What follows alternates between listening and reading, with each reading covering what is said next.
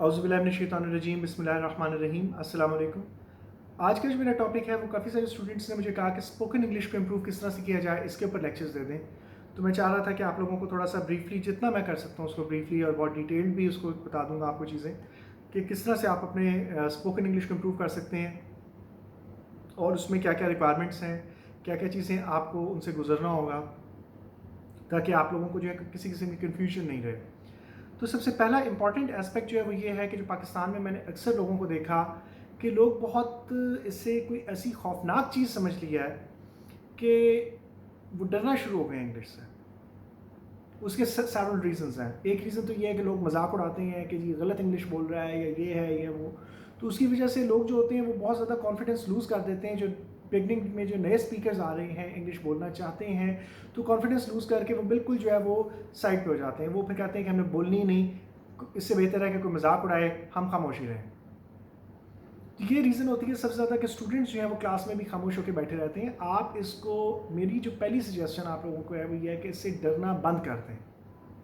इसे कोई हॉरिबल चीज़ नहीं समझें, जस्ट एक लैंग्वेज है। जिस तरह से आप कोई भी लैंग्वेज बोलते हैं, उर्दू बोलते हैं, हिंदी बोलते हैं या इंग्लिश बोलते हैं, या कोई भी आप जो फ्रेंच है, फ्रेंच लोग बोलते हैं, या पंजाबी सराइकी है, या कोई भी लैंग्वेज है, पश्तो है, तो जितनी भी आप लैंग्वेजेस बोलते हैं तो उन लैंग्वेजेस को आपको बचपन से क्योंकि वो सिखाई गई, तो आपके माइंड में वो चीज़ें चल रही हैं।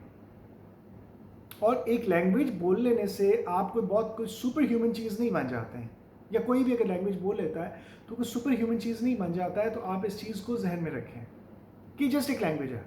पहला पॉइंट ये है कि आप इस पर कॉन्फिडेंस अपना डेवलप करें कि आपने जस्ट एक लैंग्वेज बोली है। जब मैं इंग्लैंड में था तो वहाँ पे जो फ्रेंच लोग आते थे या इटालियन लोग आते थे या जर्मन लोग आते थे, तो वो ज़ाहिर इंग्लिश नहीं बोल सकते हैं, या चाइनीज़ लोग भी। तो हम लोग जो हैं वो चाइनीज़ लोगों के पॉइंट ऑफ व्यू से इंग्लिश को ज़्यादा जानते हैं, क्योंकि हमारी इंग्लिश जो है वो फ्रॉम द वेरी बिगनिंग हमें पढ़ाई जाती है। चाइना में शायद नहीं पढ़ाई जाती है। तो यहाँ तक है कि अब चाइनीज़ लोग इतने हार्ड वर्किंग मैंने देखे कि वो अपने साथ एक डिक्शनरी जो थी उस वक्त तो मोबाइल्स वगैरह ये चीज़ इतनी कॉमन नहीं थी। कलर्ड मोबाइल्स आ चुके थे। It's I am talking about 2003 के एंड की बात कर रहा हूँ जब मैं इंग्लैंड गया था। तो उस वक्त कलर्ड मोबाइल्स तो आ चुके थे। सैमसंग C100 जो था वो आ चुका था, या इस तरह के जो हैं दूसरे कलर्ड मोबाइल्स। नोकिया का साल बाद आया था, जो नोकिया 6600 था, तो साल बाद तकरीबन लॉन्च हुआ था। तो आप खुद अंदाज़ा लगा लें कि उस वक्त की बात कर रहा हूँ, तो मोबाइल डिक्शनरीज मौजूद नहीं थी। तो वो बुक वाली डिक्शनरी हाथ में रखते थे, और जैसे ही कोई इंग्लिश वर्ड मैं बोलता था या कोई भी बंदा बोलता था तो फ़ौरन उसे खोल के और डिक्शनरी में उसका मीनिंग देखते थे कि इसका मीनिंग चाइनीज़ में क्या है। तो आप खुद सोचिए कि इतने हार्ड वर्किंग लोग थे कि उनको इंग्लिश के ऊपर इतना ज़्यादा फोकस कर रहे थे। तो सेकंड चीज़ जो आप लोगों को इंपॉर्टेंट लगनी चाहिए वो क्या है? पैशन। कि पैशन जब आपके अंदर होगा तो आप कोई भी लैंग्वेज सीख पाएंगे, उसे इजीली अंडरस्टैंड कर पाएंगे। और जितना आप किसी चीज़ को टाइम देंगे, प्रैक्टिस जितनी करेंगे, उतना ही वो चीज़ इंप्रूव होगी। तो ये चीज़, आप पहली चीज़ ये कि डरना छोड़ दें, बिल्कुल रिलैक्स रहें और समझें कि ये जस्ट एक लैंग्वेज है और उस लैंग्वेज को मैंने हासिल करना है या अचीव करना है, वो टारगेट। चैलेंज को एक्सेप्ट करें, डरें नहीं उससे कि मुझे तो आ ही नहीं सकती है, मैं तो सीख ही नहीं सकता हूँ। ये नेगेटिव पॉइंट्स छोड़ देंगे आप सिर्फ पॉजिटिविटी रखेंगे कि मैंने ये टारगेट अचीव करना है। When I was a student in the department of English, तो वहाँ पे ये हुआ कि कई लोग होते थे वो प्रोफेसर्स की तारीफ़ करते थे। डॉक्टर जो थे वहाँ पे, हमारे जो हेड ऑफ द डिपार्टमेंट थे डॉक्टर खटक, उनकी वो करते थे कि बहुत ज़्यादा जानते हैं, उन्होंने बहुत ज़्यादा पढ़ा है। तो मैं ये कहता था कि ठीक है, प्रेज़ अपनी जगह पे, बट जब मैं उनकी एज को पहुँचूँगा तो मैं उनसे ज़्यादा पढ़ूँगा। ये एक चैलेंज था। तो जैसे ही मेरा एमए कंप्लीट हुआ, मैंने इतनी किताबें पढ़ी कि जेन ऑस्टन के सारे नॉवेल्स पढ़ लिए, चार्ल्स डिकेंस के नॉवेल्स पढ़े, और भी बेशुमार जितने मेरे हाथ लगते थे नॉवेल्स वगैरह। एच राइडर हैगर्ड था उसमें, और बहुत सारी चीज़ें मैंने पढ़ी। पैराडाइज लॉस्ट को मैंने जो है बाकी बुक्स भी पढ़ी जो कि सिलेबस में इंक्लूडेड नहीं थी। उनके अलावा भी जो है थॉमस हार्डी के नॉवेल्स मैंने पढ़े, और भी जो है इंग्लिश की बुक्स वगैरह जो मैं पढ़ता रहता था। तो जब मैं इंग्लैंड गया तो उसका फ़ायदा ये हुआ मुझे वहाँ पे कि मेरे जो सुपरवाइज़र थे डॉक्टर जॉन शैर, तो ही सेड कि इंग्लिश लोग भी, जो ब्रिटिश लोग हैं, ब्रिटिश स्टूडेंट हैं, वो इतना नहीं पढ़े हुए हैं लिटरेचर जितना आप पढ़ के आए हो। तो उसने मुझे बाकायदा कहा कि अगर आपने जो है वो कोई ऐसी चीज़ आ जाए जो कि आपने पढ़ी हुई हो, किसी और राइटर के अंदर मौजूद हो, या कुछ भी आपके कोटेशन को रेफरेंस आ जाए, तो हमारी डिस्कशंस चल रही होती हैं उसमें, तो आप वो मेंशन कर दिया करें। I hope you understand that कि ये पैशन की बात थी कि मैं अपने टाइम वेस्ट नहीं करता था। फ्री लेक्चर्स होते थे या कुछ भी होता था तो मैं बैठ के पढ़ता रहता था कुछ ना कुछ। इवन जब मैं कहीं जा रहा हूँ, कार में जा रहा हूँ, बस में जा रहा हूँ, तो मैं बुक साथ होती थी, बुक में से पढ़ता रहता था, क्योंकि उसमें मोबाइल्स की ऑप्शन थी नहीं, तो obviously we didn't have that particular option. 99-2001 में मैंने पाकिस्तान से एमए किया था, and then I went to England and I did in 2003 के एंड में, सितंबर 2003 में जो है I went to England and complete my degree from there. तो आप खुद अंदाज़ा लगा, उससे पहले मैंने CSS का सिलेबस कवर किया and then I applied for that particular degree there. तो वहाँ पे एडमिशन हो गया, साल तकरीबन आपका एडमिशन में और सारे प्रोसीजर में लग जाता है। उसके बाद साल बाद जो है मैं वहाँ पे गया। तो 2001 के 2002 में मेरा रिजल्ट आया था मैं इंग्लिश का, और 2002 के अंदर बाद मैंने फिर 5 महीने तकरीबन CSS सिलेबस कवर किया and then I went to England. तो अप्लाई किया, साल बाद एडमिशन हो गया। 2003 के सितंबर में मैं इंग्लैंड गया, वहाँ पे फिर 2004 के एंड में दिसंबर में आई केम बैक। तो डिग्री जो है मैंने वहाँ से ली। तो जब मैं वापस आ रहा था तो मेरे जो सुपरवाइज़र था उसने कहा कि I want to give you the degree, I would have given you 2 degrees. उसने कहा अगर मैंने डिग्री देनी होती तो मैं तुम्हें 2 डिग्रियाँ देता है मैं, क्योंकि तुमने डबल काम किया है, डबल मेहनत की है एक अंग्रेज़ बच्चे से, अंग्रेज़ स्टूडेंट से, और ये क्रेडिट था मेरे लिए। और उसने कहा कि ऑब्वियसली कि you've learned a lot. I worked day and night. 382 books मैंने निकलवाई थी लाइब्रेरी से in 1 year. Library loan history list आपकी आ जाती है आपकी वेबसाइट पे। तो आईडी, जब आप स्टूडेंट आईडी लगाते हैं, जब मैं वापस आ रहा था तो मैंने चेक की थी कि कितनी बुक्स मैंने जो है अब तक बोरो की हैं लाइब्रेरी से। There were 382 books. You can well imagine कि कितना आपको एक पैशन था पढ़ने का। तो जब तक आप अपना पैशन डेवलप नहीं करेंगे, you would not be able to go on. You have to work very hard. तो इस चीज़ को जहन में रख लें। सेकंड चीज़ क्या होती है कि जब आप इंग्लिश बोलने लगते हैं तो उसमें क्या क्या चीज़ें इंपॉर्टेंट होती हैं। सबसे एक चीज़ है फ्लुएंसी, आप कितनी स्पीड से इंग्लिश बोल रहे हैं। तो फ्लुएंसी को इम्प्रूव करने के क्या तरीके हैं।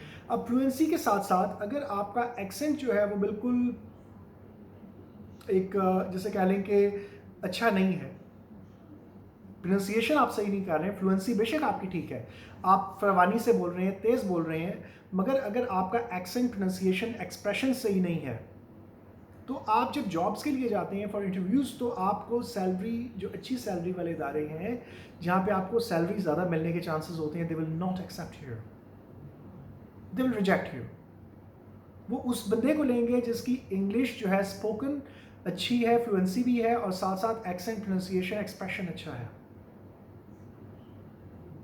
कि आपने किस सेंटेंस को, किस डायलॉग को किस फॉर्म में बोलना है। इसके लिए मैंने एक चैनल बनाया है, मैं उसका लिंक इसके साथ शेयर कर दूंगा, तो आप वहाँ से लिंक पे जाके उस चैनल को मैं तरीका भी बता दूंगा कि आपने वो कैसे उसको जो है ना अपने इंग्लिश को accent, pronunciation, expression, vocabulary, listening skills, spoken English, reading skills, आपकी सारी चीज़ें इंप्रूव होंगी अगर आप मेरे कहने पर चलना शुरू हो जाएँ। तो मैं उसका तरीका भी बताऊंगा, मगर पहले मैं जो डिस्कशन करना चाह रहा हूँ, ये करना चाह रहा हूँ कि अब इसके बाद जो सबसे इंपॉर्टेंट चीज़ आती है, पहली जो मैं डिस्कशन कर चुका हूँ, उसके बाद वो क्या आती है, आपकी ग्रामर का स्ट्रक्चर। ग्रामर का स्ट्रक्चर जब तक आप इम्प्रूव नहीं करेंगे, you would not be able to get good command on English. तो ये चीज़ बहुत इंपॉर्टेंट है कि आपको ग्रामर के रूल्स सीखने ही पड़ेंगे, और इसके लिए मैंने एक लेक्चर दिया हुआ है, how to improve your English grammar. आप ये मेरे चैनल पे जाकर सुन सकते हैं। उसमें मैंने ट्रेडिशनल वेज में आप कभी ग्रामर नहीं सीख पाएंगे, तो ट्रेडिशनल वेज को छोड़ दें। इंग्लिश अगर आपने सीखनी है तो जो ट्रेडिशनल वे पाकिस्तान में चलाया जा रहा है स्कूल्स में, कि आपको टेंसेस करवाए जाते हैं, और टेंसेस में भी किस तरह से करवाया जाता है कि आपको कहा जाता है कि ये रूल्स याद करो, और फिर रूल्स को जहन में रखते हुए, तो वो इतना कॉम्प्लिकेटेड हो जाता है कि बच्चे रूल्स के चक्रों में पड़ जाते हैं और इंग्लिश की तरफ आते ही नहीं। रूल्स इतने ज़्यादा हैं कि वो आप फिर उनको सीख ही नहीं पाते हैं। और रूल्स जो हैं वो वेरी करते हैं। अगर आप मेरे पिछले लेक्चर सुनते जाएंगे तो आपको पता लगता जाएगा कि प्रेजेंट इंडेफिनिट जो टेंस है उसके अंदर वो कहते हैं जी इसके ता है, ती है, ते है, ताहू प्रोनाउंसिएशन है, या उसकी जो पहचान है उर्दू में कि ता है, ती है, ते हैं, ताहू, अगर ये 4 चीज़ें आती हैं तो वो प्रेजेंट इंडेफिनिट होगा। तो मैं इस चीज़ को गलत प्रूफ कर चुका हूँ कि ऐसा नहीं है। वो कुत्ता है, ये प्रेजेंट इंडेफिनिट टेंस नहीं है, जबकि एंड में ता है, आ रहा है। मगर साथ ही साथ मैं ओज़िमेंडियास की एग्जांपल भी दे चुका हूँ कि वहाँ वो कहता है कि नथिंग बिसाइड रिमेन्स। अब रिमेन्स इंग्लिश में पहचान क्या है? एस का इजाफा होता है वर्ब की फर्स्ट फॉर्म के साथ। नथिंग बिसाइड रिमेन्स, कि उसके साथ कुछ भी बाकी नहीं है, एक ये मीनिंग है। और कुछ भी बाकी नहीं रहता, साथ कुछ बाकी नहीं रहता, एक ये जनरलाइजेशन है। और अगर आप उसको स्पेसिफिक करके देखते हैं तो फिर उसकी प्रोनाउंसिएशन दूसरी, उसकी जो मीनिंग है दूसरा, वो ये भी निकलता है कि उसके साथ कुछ भी बाकी नहीं है, या कुछ भी बाकी नहीं रहा, कुछ भी बाकी नहीं बचा हुआ, उसके साथ कुछ मौजूद नहीं है। तो बहुत सारी उसकी मीनिंग्स हो सकते हैं। तो एक सेंटेंस के कई किस्म के आप जो है उसकी ट्रांसलेशंस कर सकते हैं। तो आप जस्ट ये ना कर दिया करें कि जस्ट ये बता दिया आपके टीचर ने तो वही ट्रांसलेशन होगी और कोई हो नहीं सकती है। It's kind of a silly thing to obviously say. दूसरी चीज़ क्या है कि टेंसेस के साथ साथ आपने फिर अपने direct indirect, active voice, passive voice को भी इम्प्रूव करना होता है। ये 3 चीज़ें अगर आप सीख लेंगे तो आप समझ लें कि आपने ग्रामर की बेसिक्स सीख ली। अब बच्चे एक से पूछते हैं कि प्रपोजिशंस को कैसे इम्प्रूव किया जाए। प्रपोजिशंस को इम्प्रूव करने का कोई रूल नहीं है। वो सिर्फ और सिर्फ आप जितना रीडिंग करते जाएंगे, जितना पढ़ते जाएंगे, जितना आपके माइंड में आता जाएगा तो आपको प्रपोजिशंस वगैरह उस तरह से आएंगी। डायरेक्ट इनडायरेक्ट पे मैं एक लेक्चर बना दूंगा नेक्स्ट छोटा सा, तो आप लोगों को थोड़ा सा आइडिया हो जाएगा कि डायरेक्ट इनडायरेक्ट में जो है वो किस तरह से चीज़ें चलती हैं और क्या क्या आपने करना होता है। जो रूल्स हैं उसके थोड़े बहुत मैं आपको बता दूंगा। तो उस तरीके से अगर आप करेंगे तो ग्रामर का how to improve your English, grammar के ऊपर अगर आप लेक्चर सुनेंगे तो वहाँ पे आपको बहुत फ़ायदा होगा और उसमें आपने ज़्यादा टाइम नहीं देना। अब बाज़ दफ़ा ये करते हैं बच्चे कि आपका पैशन तो होता नहीं, आप एक चीज़ को अगर ज़बरदस्ती समझ के करेंगे तो you not be able to go on for a long time. You have to kind of relax. तो उसका तरीका क्या है कि आप आधा घंटा दे दें डेली ग्रामर को, नॉट मोर देन दैट। आप आधा घंटा दें तो आप देखेंगे कि महीने में आपने 15 घंटे ग्रामर को दिए। It might take some long time, somewhat longer than usual, but आप देखेंगे कि आपकी ग्रामर जो है वो 3 और 4 मंथ्स में कितनी ज़्यादा इम्प्रूव हो चुकी है। अगर आप पहले ही दिन जो है वो इतना ज़्यादा स्टडी स्टार्ट कर देंगे, 8 घंटे आप पढ़ रहे हैं, तो आप 4 दिन में बोर हो जाएंगे और कहेंगे यार दफ़ा करो, हमने नहीं पढ़ना। तो आप अपने आप को रिलैक्स रह के उसको खुश दिली के साथ करें। जितना भी काम आप 15 मिनट कर रहे हैं, 20 मिनट कर रहे हैं, आप वो टाइम दें जिसमें आप खुशी खुशी का टाइम दे सकें। टारगेट बना लें। तो ग्रामर को इम्प्रूव करने के अलावा आपने फिर क्या नेक्स्ट काम आपका क्या होगा कि आपने जो मेरा दूसरा चैनल है उसका लिंक मैं यहाँ पे दे दूँगा। उसमें मैंने ईसॉप्स फेबल्स, मौलाना रोम की फेबल्स हैं काफ़ी सारी, तो मैंने जो है उसमें चीज़ें डाल दी हैं और भी मैं उसमें अपलोड करता जाऊंगा। पोएम्स हैं जिसमें बहुत एक्सीलेंट पोएम्स जो मैंने ज़िंदगी में पढ़ी हैं, वो पोएम्स रॉबर्ट फ्रॉस्ट की हैं, एडगर एलन पो की हैं, या शैली की जो है ओज़िमेंडियास में मैंने रीड आउट की है, और इसी तरह से मुख्तलिफ जो पोएम्स हैं। तो उसमें एक तो ये है कि आपका एक्सेंट, प्रोनाउंसिएशन, और ब्रिटिश एक्सेंट के बारे में मैं आपको बताता चलूँ कि ये अमेरिका में, कनाडा में जब बंदा ब्रिटिश इंग्लिश में बात करता है तो वो लोग बहुत उसे प्रेज़ करते हैं। इवन कहीं भी आप दुनिया में चले जाते हैं, ब्रिटिश इंग्लिश में अगर आप बात करते हैं तो उसको बड़ा एक कहते हैं कि यार ये बहुत अच्छी इंग्लिश है। तो अगर आप ब्रिटिश इंग्लिश को फॉलो करेंगे, जो कि मैं जिस तरह से रीड आउट किया हुआ है, तो आपका एक्सेंट प्रोनाउंसिएशन तो अच्छा होगा ही, मगर आप जहाँ भी जाएंगे आपकी सैलरी में आपको बहुत ज़्यादा इजाफा मिल जाएगा और वो आपके लिए बहुत बेनिफिशियल बात है। तो डोंट निगलेक्ट इट। तो उसमें चैनल में जाके सीखने का तरीका क्या है, जो लोग ये चैनल सुन रहे हैं या मेरी बात सुन रहे हैं, what you need to do is आप जाके वहाँ पे एक ईसॉप फेबल को प्ले कर दें, या कोई भी फेबल जो है स्टार्ट से शुरू कर रहे हैं। चैनल के बिल्कुल वीडियोस के नीचे चले जाएं, पहली फेबल से आप स्टार्ट कर रहे हैं जहाँ से मैंने रीड आउट करना स्टार्ट किया था।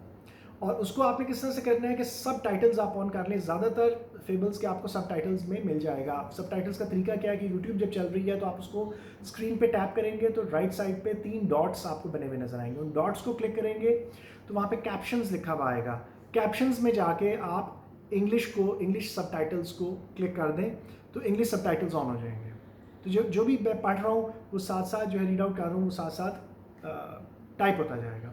हो सकता है कि कंप्यूटर जो है बाज़ दफ़ा कोई वर्ड जो है वो मिस टाइप कर दे, बट इट डजेंट मैटर। आप जो है वो अपना फोकस जो है वो मेनली आपने इंग्लिश पे रखना है। ज़्यादातर वो ठीक ही टाइप करता है, और बाज़ स्टोरीज़ के हो सकता है कि आपको ये उनके सब टाइटल्स में ना मिलें, आपके अवेलेबल ना हो, तो आप उनको लीव कर दें या आप उनको वैसे सुन लें, आप आगे चले जाएँ नेक्स्ट पे। तो तरीका क्या होगा कि एक दफ़ा आपने सुना, आपने दिल में उसी तरह से उसको ऑब्ज़र्व किया, बहुत माइन्यूटली गौर से आपने ऑब्ज़र्व करना है कि किस तरह से मैं रीड आउट कर रहा हूँ उसको। एक शॉर्ट जो पोएम है, स्टोरी है, कुछ भी है, डायलॉग्स को किस तरह से पढ़ रहा हूँ, नरेशन को किस तरह से पढ़ रहा हूँ, सारी चीज़ों को जब आप ऑब्जर्व कर लेंगे तो फिर आपने दोबारा उसको प्ले कर देना है।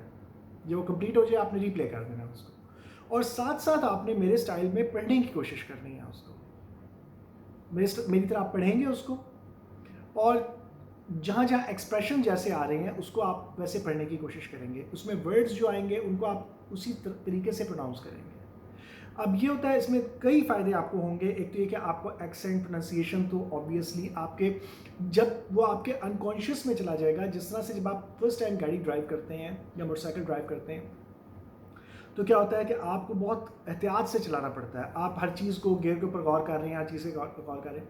जब वो चीज़ें आपके अनकॉन्शियस में चली जाती हैं तो ऑटोमेटिकली फ्लो में आप चलते हैं, आप ऑटोमेटिक सारे काम करते हैं, आप सोच कहीं भी रहे होंगे।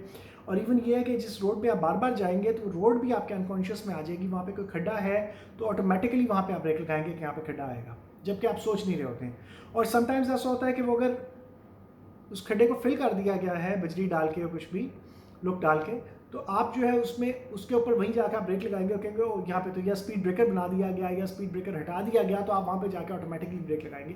तो इसी तरह से इंग्लिश का हिसाब किताब है कि जब आप स्टार्टिंग में इंग्लिश को बोलना शुरू करते हैं तो सबसे पहले तो बात यह है कि ऑब्वियसली कि आप इंग्लिश ग्रामर को की तरफ थोड़ी सी तवज्जो डेली दें, क्योंकि आपको एक इसका जोक है कि एक औरत जो है वो शॉप पे जाती है और जाकर उसने सुना हुआ होता है कि इज़ का मतलब है और मुर्गी का जो है मतलब है चिकन, तो वो जाके कहती है चिकन इज़, तो वो आगे से जवाब देता है जो शॉपकीपर है इज़ के है।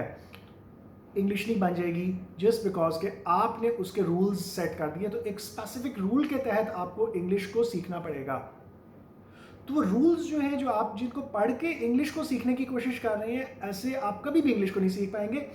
आप पहले ये करें कि आप इंग्लिश को बोलें, आप इंग्लिश को सीखें, ग्रामर का प्रैक्टिस करें, लिख लिख के। वो मैं सारा बता चुका हूँ, वहाँ से जाके लेक्चर सुने।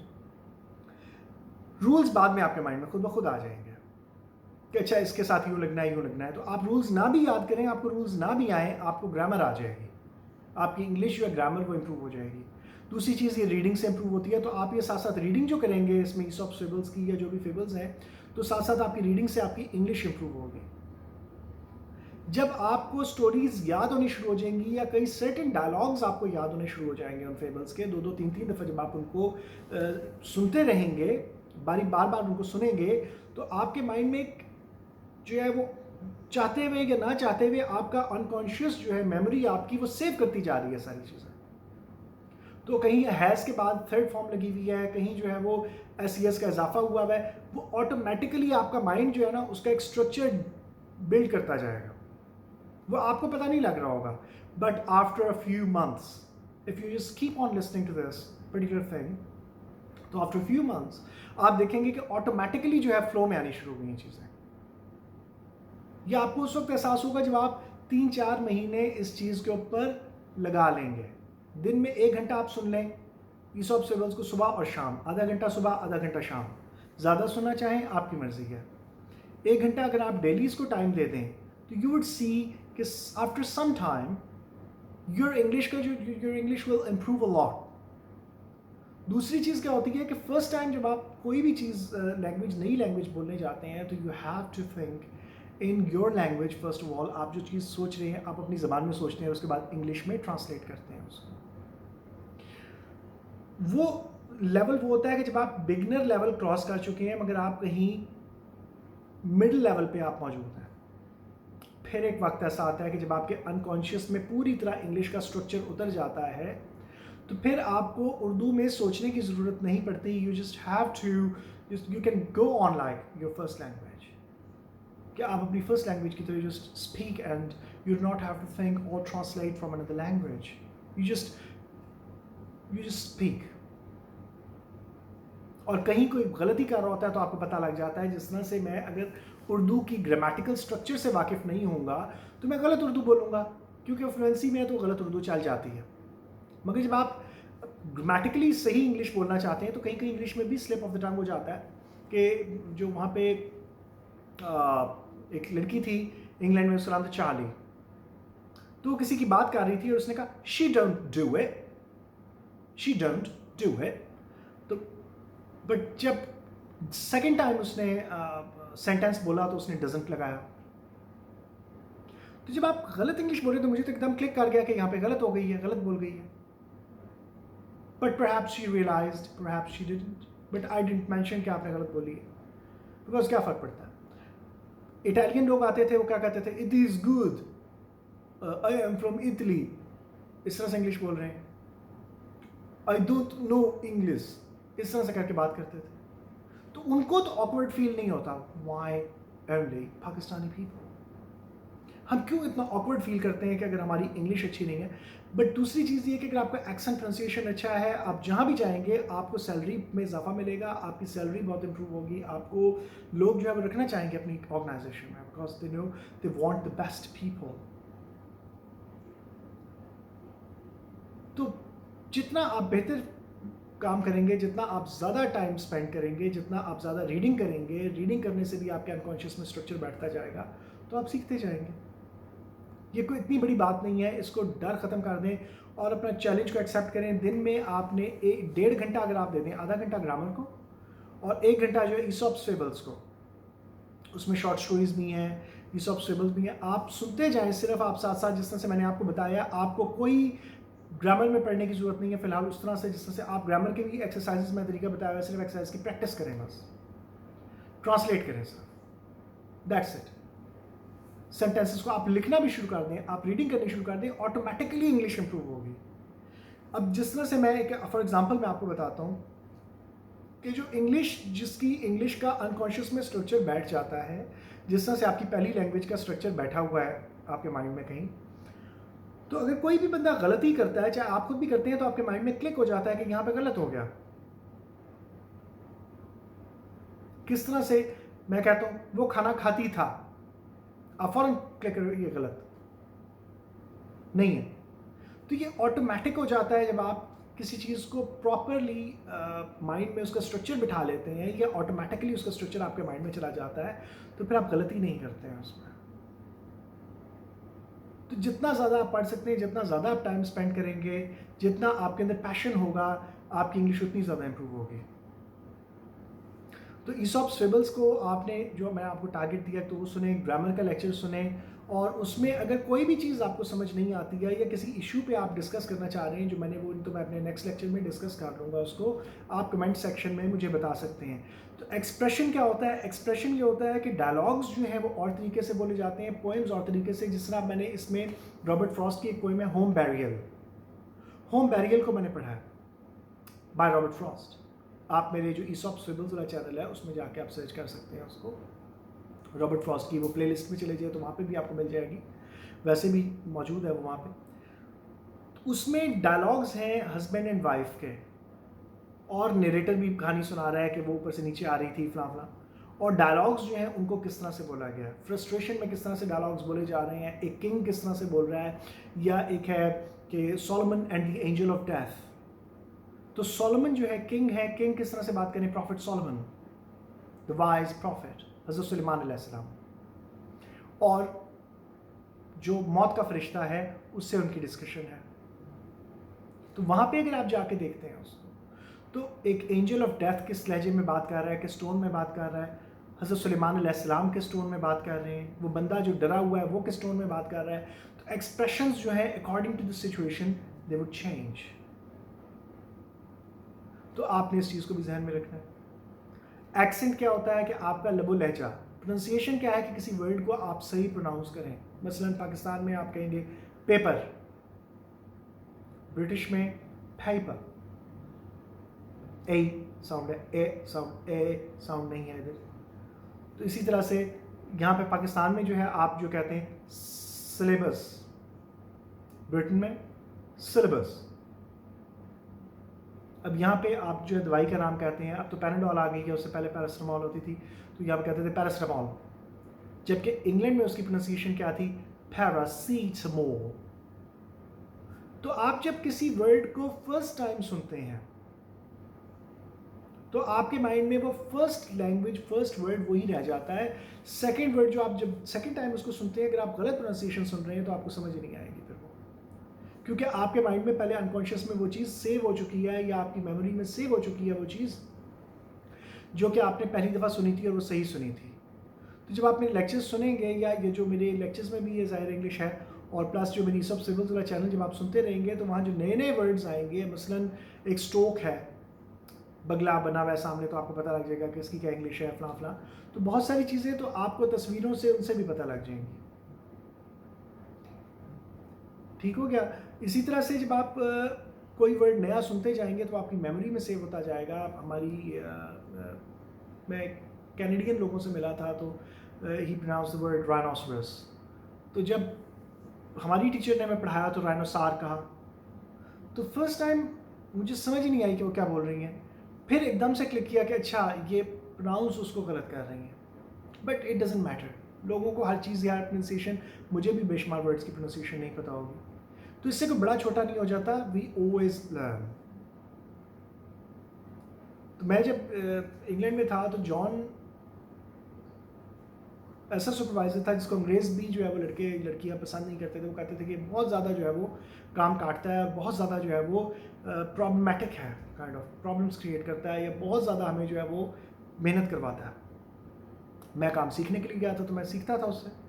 मैं कहता तो अंग्रेज़ लड़के ने मुझे कहा, why do you go to John, it's very hard please John. तो मैं इसलिए जाता था कि काम सीखूंगा, आई वुड लर्न समथिंग।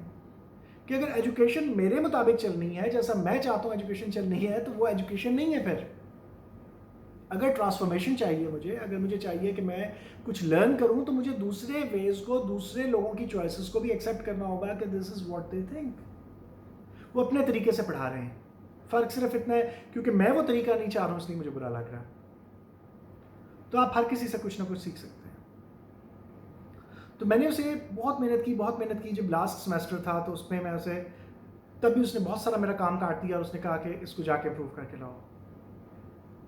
तो I was a student at that time, और मैं थोड़ा सा उस वक्त परेशान भी हुआ और थोड़ा मुझे फील भी हुआ कि इतनी मेहनत करने के बावजूद भी ही इज़ नॉट हैप्पी। तो मैंने जॉन को बस इतना कहा, मैंने कहा John, I wanted to make you happy this time. तो he answered me, he was sitting and I was standing beside him, and he said, well, you would never be able to make me happy, never. You always have something to learn. उसने कहा कि हमेशा कुछ ना कुछ सीखने के लिए होता है, इसी तरह से आप इम्प्रूव करते हैं। तो इम्प्रूवमेंट अगर आपको चाहिए है तो फिर आपको चैलेंजेस को एक्सेप्ट करना पड़ेगा, फिर आपको मेहनत को एक्सेप्ट करना पड़ेगा। आप की तबीयत हो सकता है कि इस तरफ माइल ना हो, क्योंकि इंसान बेसिकली कंफर्ट लविंग है, जिसको फ्रॉइड जो है वो आर्ग्यू करता है कि human beings were not called upon to work in order to survive, we would simply lie around all day doing nothing.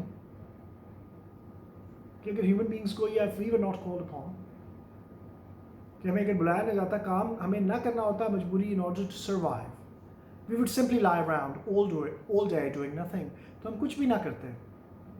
तो वी हैव टू सप्रेस, वो कहता है, the pleasure principle by reality principle. हमें suppress करना पड़ता है pleasure principle को by reality principle, कि हम उसको जो है वो रियलिटी जो है वो किक्स इन, और हमें रियलिटी को एक्सेप्ट करके वर्क करना पड़ता है हमारी सर्वाइवल के लिए।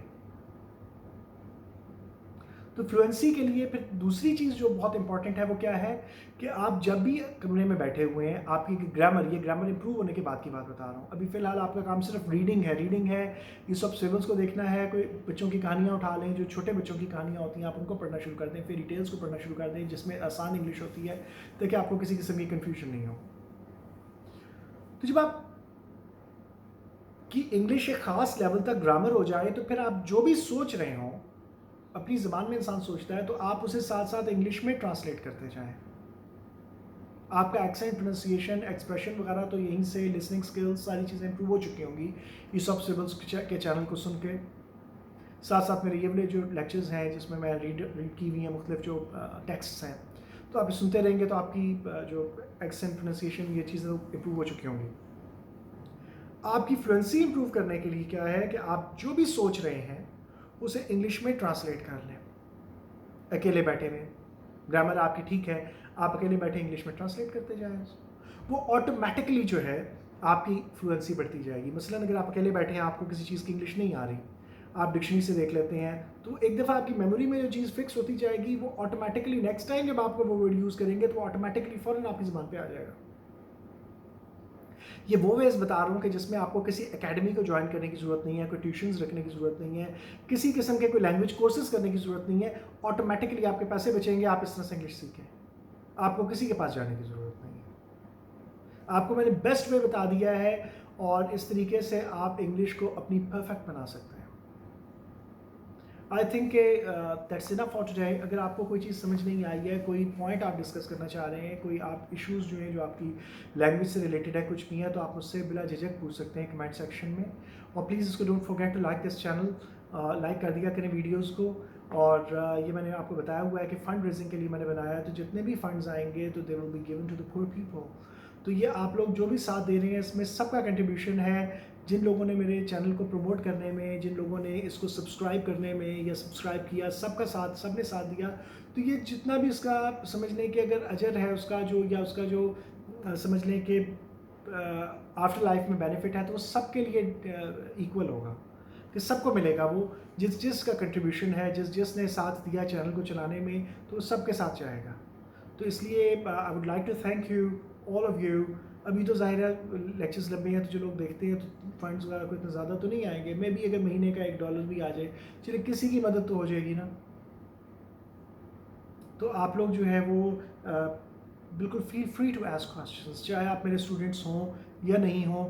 आपको कोई कन्फ्यूजन है इंग्लिश में, आप मुझसे क्वेश्चन पूछ लिया करें, एंड मैं जितना भी हो सकता है मैं ज़रूर ट्राई करता हूँ। अगर मुझे मिल जाए, बाज़ दफ़ा ये होता है कि मैं नज़र से नहीं गुजरता, या समटाइम्स वो बेल आइकॉन के नीचे वो मैंशनड नहीं होता है वो कमेंट, तो इसलिए मुझे समटाइम्स पता नहीं लगता। अगर एक मरतबा पता ना लग सके तो आप रिमाइंडर दे दिया करें उसके लिए, कि मैं जवाब ना दे पाऊँ उसका। तो समटाइम्स ये होता है कि इंसान भूल जाता है। तो बहरहाल इसके साथ ही मुझे इजाज़त दीजिए। अल्लाह हाफ़िज़।